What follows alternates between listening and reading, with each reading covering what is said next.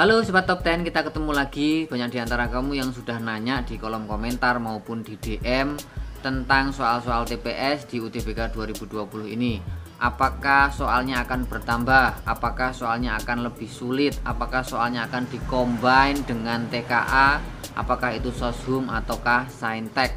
Apa saja kisi-kisinya Kak? Nah, itu akan kita bahas pada edisi kali ini.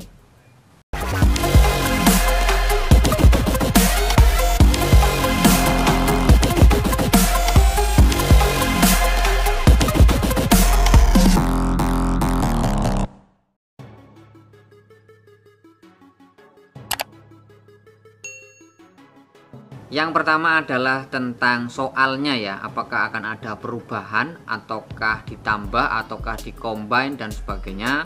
Ini ada pertanyaan yang dilakukan oleh netizen dan dijawab oleh Wakil Ketua 2 LTMPT Bapak Sutrisna Wibawa. Mohon maaf Pak, saya mau nanya untuk soal UTBK TPS yang diujikan, apakah subtesnya memiliki model soal yang sama seperti tahun lalu atau ada integrasi dengan TKA?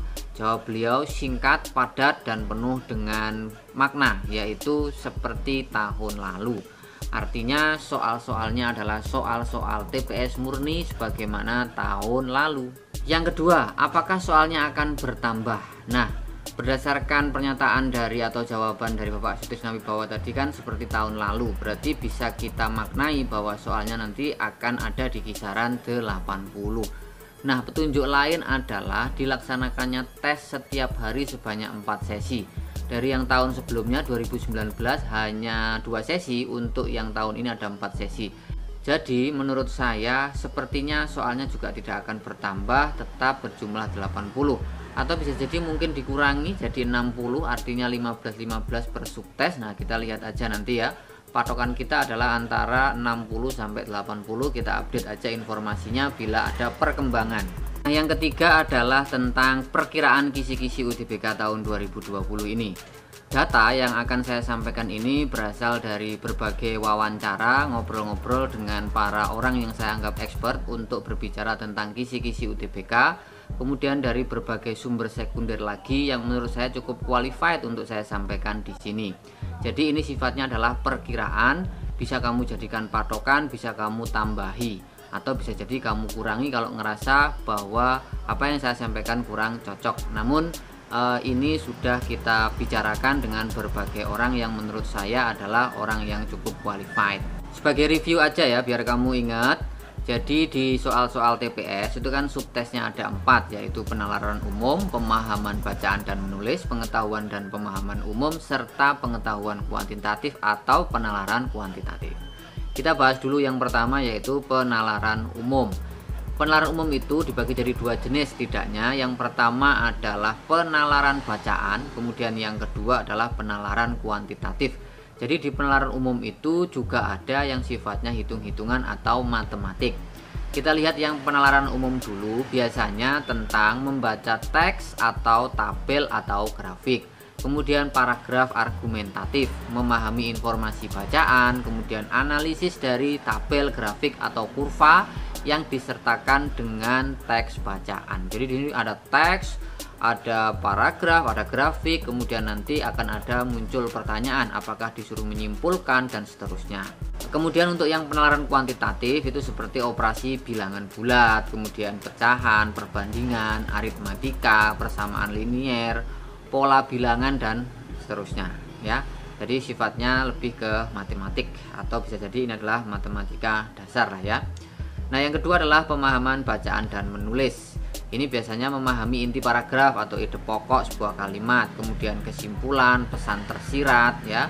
Kemudian penggunaan EYD yang tepat. EYD itu ejaan yang disempurnakan atau kata-kata yang baku lah ya, seperti itu.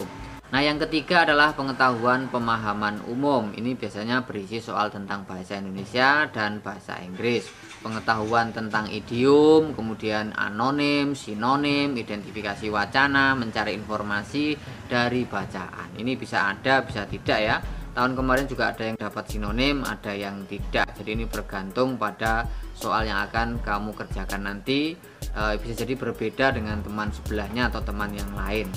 Nah, untuk yang pengetahuan kuantitatif atau penalaran kuantitatif ini seperti aljabar, aritmetika, geometri, peluang, kecukupan, data, dan tidak. Ini cukup atau tidak cukup sudah pernah saya bahas di video yang ini ya, silahkan kamu cek videonya. Kemudian ada fungsi, statistika, dan lain-lain. Itulah kira-kira kisi-kisi UTBK 2020. Nah, sebenarnya saya juga sudah membahas kisi-kisi lengkap, itu sudah ada di video yang ini. Nanti tonton juga di layar akhir. Saya membuat 2 video, kisi-kisi lengkap dan kisi-kisi ketika saya berbincang-bincang dengan Kak Hendri. 2 video bersama Kak Hendri itu juga menjelaskan kisi-kisi UTBK 2020. Untuk kisi-kisi yang pertama itu kan ada soshum dan sainteknya, nah, itu disingkirkan aja dulu, kamu perhatikan yang TPS-nya. Untuk video berikutnya kita akan membahas mengenai strategi memilih jurusan atau prodi di SBMPTN dengan mencermati kondisi yang ada. Kemarin juga ada yang nanya, kalau kemudian soalnya hanya TPS gimana ngebedain antara saintek dan soshum, dan seterusnya. Banyak sekali pertanyaan, kita akan bahas di episode berikutnya. Demikian video kita kali ini, semoga ada guna dan manfaatnya. Tetap semangat, tetap belajar, dan create your future.